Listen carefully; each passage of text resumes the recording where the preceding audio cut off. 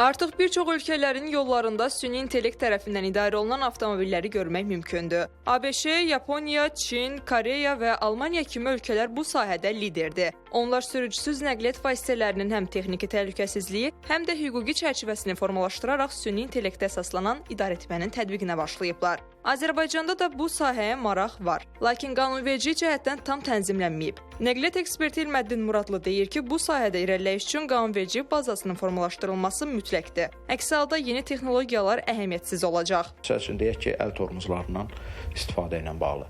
Müasir avtomobillərdə, deyək ki, hətta sürücüsüz avtomobil və yaxud da digər bu kimi avtomobillərdə hazırda bizim idarə etdiyimiz ənənəvi avtomobillərin əl tormozu ilə eyni effekt yoxdur. Sürücü sükan arxasında özünü pis hiss eləyir, halsızdır, yuxuluyur, avtomobil vibrasiya verir, onu oyadır və yaxud da dərhal sürəti azaldır, qəza işıqlarını yandırır, avtomobil özü təmin edir bunlar və çəkir kənara, saxlayır və sürücü artıq ayılanda görür ki, maşın özü dayanıb. Azərbaycan qanunvericiliyinə görə sürücü hətta bu gün sükan arxasında oturubsa, sükandan əlini çəkibsə, bu artıq qanun pozuntusu sayılır. Çindən Azərbaycana gətirilən bəzi avtomobillər artıq süni intellektə sahibdir. Lakin onların proqram təminatı dil baxımından ölkəmizdə uyğunlaşdırılmayıb. Belə hallarda avtomobilin funksiyalarını tam tətbiq etmək mümkün olmur. Çindən maşın alıb gətirən nə qədər insanlar var.